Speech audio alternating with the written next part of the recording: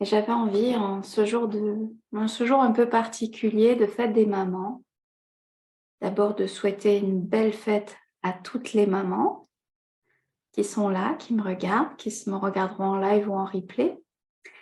Et puis je pense aussi aux mamans qui ont eu la chance.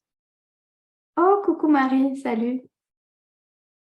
Donc voilà, aujourd'hui j'avais un petit peu le cœur un peu triste parce que je suis maman et ma fille vit à Paris, donc je ne la vois pas, bien sûr, elle m'a appelée.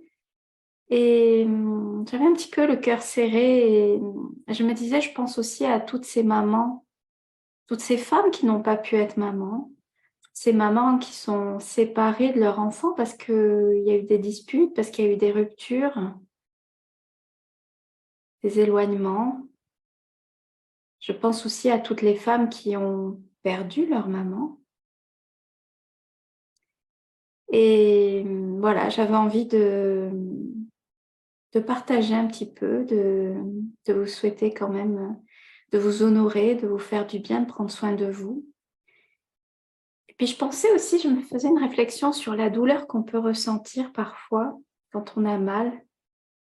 Est-ce que ça vous est arrivé parfois d'avoir tellement mal au cœur? Et là, je parle vraiment d'une douleur qui se situe dans le cœur, tellement mal dans le cœur qu'on a l'impression que le cœur va exploser. D'avoir une souffrance tellement immense qu'on a l'impression qu'on ne va pas y survivre en fait. Tellement mal dans le cœur. Eh bien, figurez-vous que dans le cœur, on a 40 000 neurones. 40 000 neurones dans le cœur. Les neurosciences, maintenant, on découvre qu'on a des neurones aussi dans les intestins. L'intestin qui est connecté avec le cerveau, le cœur qui est connecté avec le cerveau. Et peut-être qu'on va découvrir encore d'autres choses avec la recherche. Et donc, je pensais à ça, je pensais à cette douleur qu'on peut ressentir, qu'on peut avoir dans le cœur, justement. Tellement, tellement grande. Je ne sais pas si ça vous parle, si ça vous... Et puis je me disais, mais pourquoi? C'est vrai, ça, moi, donc j'ai eu des épreuves de vie comme tout le monde, et vous en avez aussi. Toujours, on a des moments où on souffre beaucoup. Et il y a des personnes qui gardent ces souffrances, qui gardent vraiment, qui vivent ces souffrances encore longtemps, des années après. Et je me dis, mais pourquoi on s'impose ça? Pourquoi on doit souffrir comme ça? Est-ce que c'est un héritage de notre culture judéo-chrétienne de devoir souffrir, souffrir comme ça, gagner notre paradis un petit peu?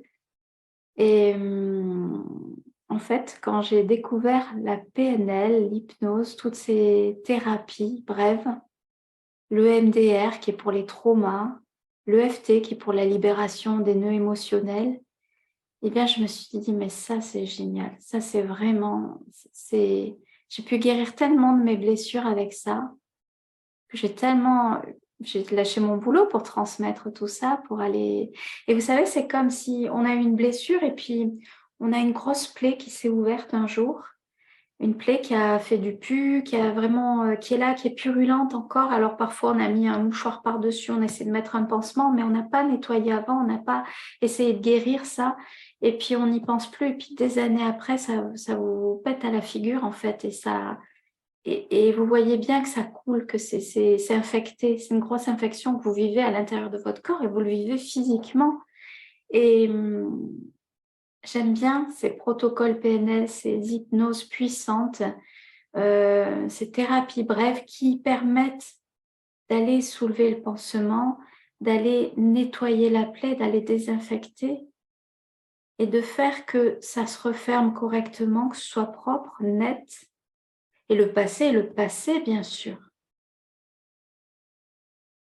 Ce qui s'est passé, c'est passé, mais ce qu'il y a, c'est qu'on peut vivre avec, c'est que ça ne fait plus mal, c'est qu'on regarde, on a une cicatrice. Et parfois, on peut même apprendre à l'aimer, sa cicatrice, parce qu'on en a fait une force de cette épreuve. Ça a fait ce qu'on est aujourd'hui. Moi, par exemple, le burn-out, ça a fait de moi cette coach thérapeute qui accompagne les gens et qui se réalise dans ce qu'elle aime. Et voilà, c'était pour vous dire que il existe plein de façons d'aller guérir des blessures, d'aller nettoyer les plaies, de faire en sorte que oui, ça a existé, mais non, ça ne fait plus mal, ça n'impacte plus ma vie aujourd'hui. Bien sûr, ça a fait de moi qui je suis aujourd'hui, ça a fait ma force, ça a fait mes qualités. Et juste, j'avais envie de... Voilà, laissez-vous l'opportunité de ne plus souffrir. Et dans cette chaîne, je partage beaucoup de contenu pour vous apprendre justement à dépasser tout ça. Et ça me donne l'idée pour le live de mercredi soir à 20h30 de vous parler d'un protocole PNL qui s'appelle la réempreinte et de l'hypnose aussi. L'hypnose, comment on fait en hypnose pour aller réparer, pour aller nettoyer des blessures du passé pour qu'elles n'influencent plus notre présent. Voilà, donc je parlerai de ça aujourd'hui. Marie, merci d'avoir suivi. Celles qui regarderont en replay, mettez-moi un hashtag replay. Et puis voilà, il y a le petit chat qui s'invite dans la vidéo, je vous la présente. Voilà, elle est là, Sakura. Elle vient toujours au bon moment. Je vous embrasse toutes. Je vous souhaite une belle fin de journée et puis de commencer la semaine avec des belles couleurs, des belles lumières. Et je vous embrasse et je vous dis à mercredi pour le live.